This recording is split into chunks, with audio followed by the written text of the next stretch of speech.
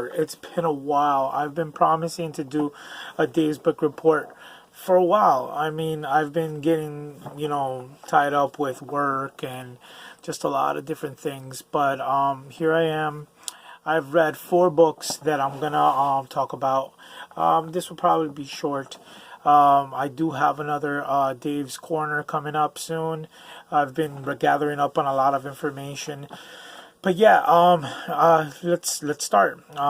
So the first book that I want to talk about, which was I was, doing research. Obviously, as you know, I do research a lot on upcoming movies and stuff like that. So, being that the movie Doctor Sleep was coming out, I decided that I needed to read the novel by Stephen King.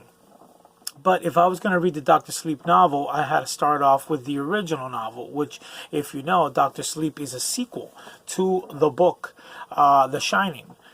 So I picked up The Shining and I decided to read it. The Shining was a really good book. It's just very, very... I can understand why a lot of people say that Stephen King, his endings suck, because he tends to drag a lot. And I can see why Stanley Kubrick decided to go the way that he did with his movie, The Shining, with Jack Nicholson and Shelley Duvall.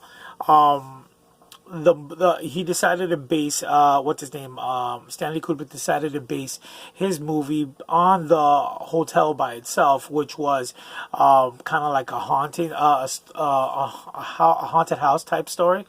But the book explored more into the backstory of Jack Torrance's father, and you get to see a little bit of Jack's upbringing, and a little bit of Jack's background, and you get to see why he became so. He was so. At one point, you find out that he loses his cool and he breaks his son's arm, which is Dan Torrance, who, if you've seen the movie, you see a little boy riding his bike around the hotel. Jack is obviously Jack Torrance is portrayed by Jack Nicholson. And you get to see his why he became so angry and so infused, and why the hotel decided to go after him and use him as a catalyst to do what he did in the film. If you haven't seen the movie, it's an old film. It was, I think it was in the late 70s that they made this movie, or maybe early 80s. And it was supposedly one of the biggest horror movies of its time, and it literally made Jack Nicholson's career. I mean, if you saw the movie, then you know that Shelley Duvall and Jack Nicholson is the ones who drove this film. But besides the film, I want to talk about the book. The book, explores into Jack Torrance's background. He was a teacher who was before that was a drunk. He did a lot of alcohol abuse, and it was just a lot of stuff that he inherited from his father. His father, he was also an abusive man who beat his wife in front of his kids whenever he had a chance. And the same thing happened with Jack. Jack was more he found himself going down that path. He decided that he wanted to quit drinking, and he decided to go to an AA meeting. But this is before he found that job in the hotel. And the hotel, obviously, if you know anything about the Stephen King novels, there's always a force that drives people to do what they do. So, I mean, like, if you read the book Stephen King's It, or saw the movies, then you know it was a clown. The force was a clown, known as Pennywise. And here it takes the form of a hotel, and it wants Dan. For it's like it wants, because Dan has this thing called the Shining. The Shining is this power that they're able to talk to one another. They're able to influence certain things. They're able to do so many different things with this power of the Shining. And there's a scattered few in this story. You only meet 2 people who have this power, but everybody supposedly has a little bit of the Shining. So the hotel wants to use the father to get the son and the mother and pretty much become part of the hotel, because the hotel has consumed so many people. I don't want to give too much about this book. If you like thrillers, then this book is a definite read for you. The Shining was if like I said, if you like thrillers, it's definitely a read. I won't say it was my favorite Stephen King novel so far. My favorite Stephen King novel has been It, but it drove me, no pun intended, it drove me to want to continue the story. And you know, especially since I was getting ready for Dr. Sleep.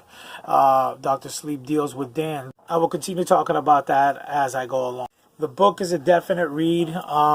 If you like novels, if you like thrillers, if you like adult, like not just like you want an adult novel that not adult as in like sexual, but an adult novel that will intrigue you, then The Shining is a definite pickup. I recommend it. My next book that I want to talk about is more for the children's aspect of things. It's driven for children. It's called Who is Helen Keller, and it's part of a series of books by Garrett Thompson.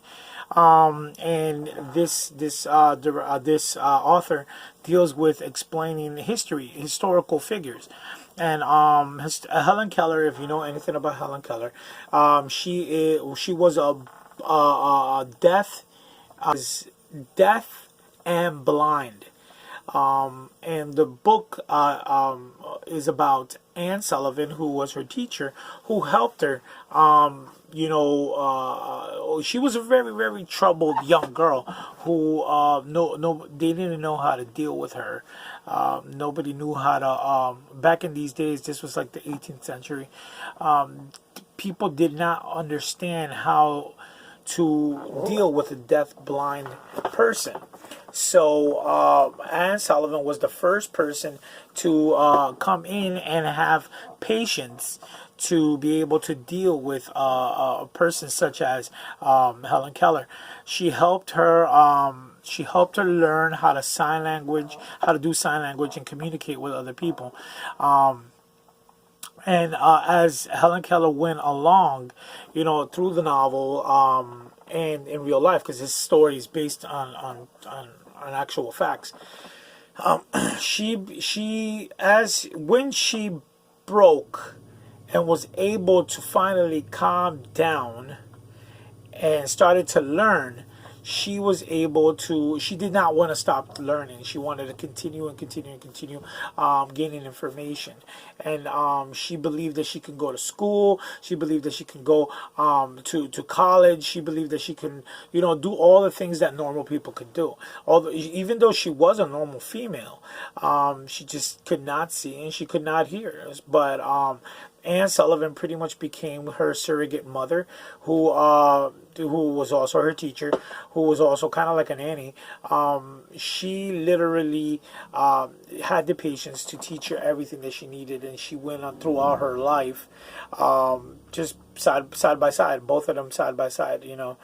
Helen Keller became a graduate of college. She went through her life doing all this. She even wrote an autobiography. Eventually, Anne Sullivan passed away, and she wrote a story about her and her adventures, or not her adventures, but her and her her biography. They made a couple of movies based on her. One of the main movies that I remember seeing it in high school. I remember seeing it in school, called The Miracle Worker. If you want to see anything about Helen Keller and who she was, there's a black and white film called The Miracle Worker. There's also a colored film by the same name, and it pretty much tells you what Helen Keller was. She was pretty much the first real miracle. And what she was able to achieve. She did not let her disability stop her from achieving what she needed to achieve, and that's pretty much. I'm not really, you know, I'm not really spoiling anything because that's pretty much the story of Helen Keller. But if you want to read it, it's definitely a good read, especially for kids. Look it up in the library. It's called "Who is Helen Keller?" The cover of the book, I will put it up here somewhere. And yeah, definitely pick it up. It's a definite must read. Check it out. The next book that I want to speak about is obviously the one that I was talking about before, which is the sequel to The Shining. It's called Doctor Sleep. So when I found out that Doctor Sleep, Stephen King was doing, or they were adapting Stephen King's novel into a film, Doctor Sleep, and I saw the trailer, I kind of grew interested. The trailer looked really interesting. Ewan McGregor was in it, and it was, you know, Stephen King books. I mean, right now they're all a fad. You know, he's so in right now. But yeah, I decided to pick up the book and I started reading as soon as The Shining finished. I started reading it, and it started off kind of sluggish, but it picked up really quick, especially when the movie dropped. I got up to a certain point in the book. I needed to watch the movie, so I went to go watch the movie, and I was so pleased that it was so accurate. The movie was so accurate to the book, except toward the end. When the end started to come, they started, you know, veering away. But it was very accurate from the beginning. I was so pleased in the theaters that watching this film. I had the biggest smile ear to ear. Kind of like when I saw Stephen King's It Part 2. I was so overwhelmed seeing the actual parts of the book come to life. Excuse me. So when I went to go see Doctor Sleep, it was amazing.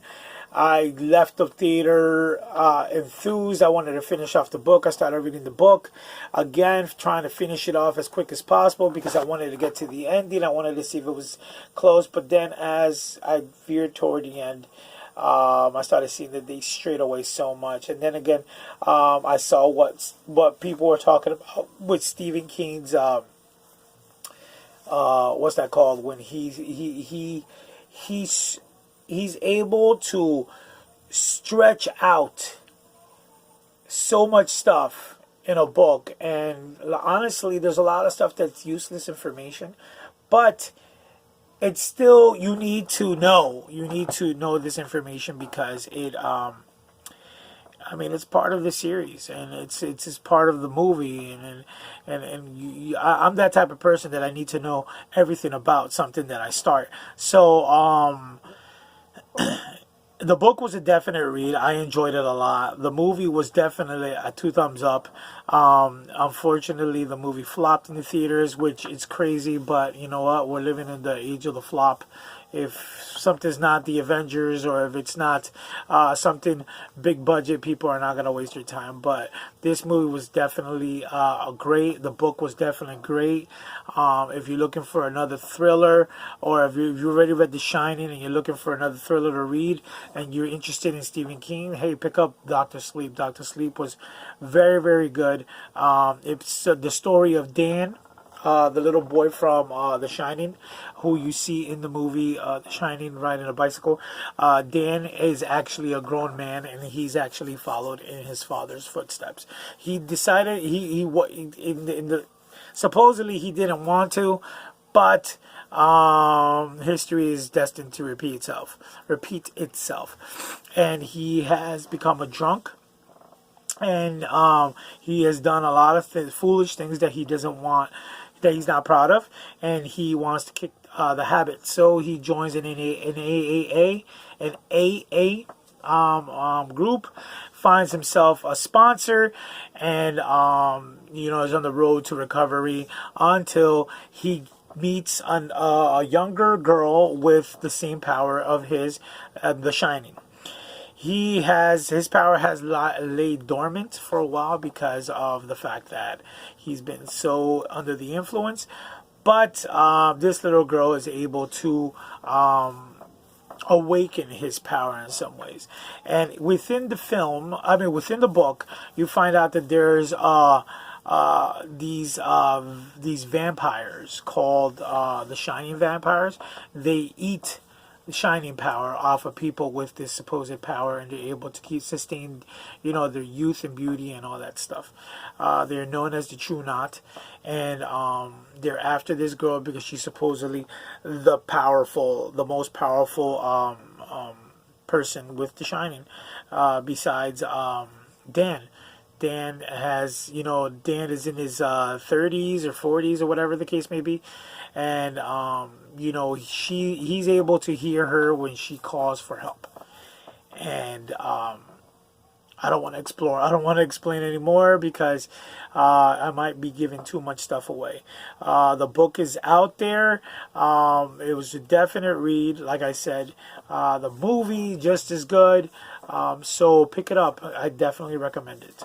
So for my final book, you gotta understand, when before I continue, when I read a big novel, like Stephen King novels or whatever it may be, in between I like to read something light. That's why I recommend these little kid books, because I read these little kid books quick and then I move on to the next book, which will be a big novel. Like right now I started a new one. But before that, I read another kid book, which it's easier. I don't like reading big things too quick. I like to, if I read something big, I like to take my time with it. But in between that, I like to just take it easy with something minimal, something cartoonish, something not so heavy on the head. So the fourth and final book that I'm gonna talk about is called Miss Daisy is Crazy. It's another one of those books like Who is Helen Keller, and it deals with it's like sixth grader type stuff, maybe a little older, but it's a series of books called from my weird school. And the first one's called Miss Daisy is Crazy. It's about a class, a second grade class, who literally doesn't want. There's a boy in the class who doesn't want to be taught. He hates school. He pretty much expresses his feelings against school, and he expresses his feelings against just about everything in the school. And he wants to literally buy the school and make it into a video game arcade. The teacher acts like she's just as dim-witted and doesn't know anything, just to get the kids to learn by using a method of hers, which is reverse. I forgot how it's called. I'll look it up and I'll put it up here. But yeah, she decides to use that method, and it starts to work. And then later on, the principal. The kids go up to the principal and ask him if they could buy the school to make it into a video game arcade. He says, unfortunately, I can't do that because the school is too much. But if you guys are able to read over 1 million pages of books, then I will rent you out the school for one night, and you will get to play. Bring a bunch of video games, and we'll have a great time. So the kids decide to get together and read. Everyone in the school decides to get together because the principal says that he's going to have an night at the arcade, and he's going to dress up like a gorilla. So they all get together, read over 1 million pages of books, and they have their night of victory. And that's pretty much the first book in the My Weird School series. This one's called Miss Daisy is Crazy. It is great for children of all ages. Well, not of all ages. I mean, I would read all these things, but yeah, it's great for children from, I don't know, baby to 12, whatever. If you are a parent and you want to get kid books to your kids so they can read, so you can start them on reading, then this is a great series. It's called My Weird School, and the first book's called Miss Daisy is Crazy, and there's a series of other books in it. Okay, it's a definite read for kids. If you're not into it, then okay, that's great, but this is more for the children, and I definitely recommend it. And this has been another Dave's Book Report. Until next time, know that every time you read a word or a sentence or a book, you get a wrinkle in your brain. Can you imagine how many wrinkles you have if you read a novel? The more you know.